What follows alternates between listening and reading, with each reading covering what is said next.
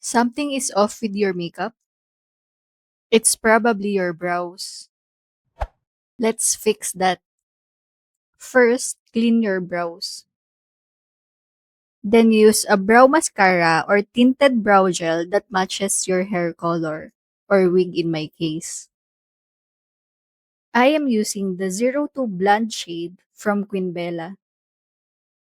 It doesn't need to be exactly the same color of your hair. The goal is to lessen the contrast.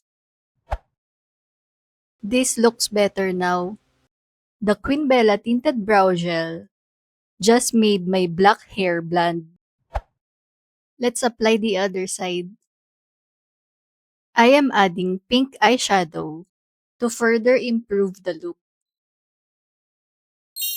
Try matching your eyebrow color with your hair and see the difference it can make.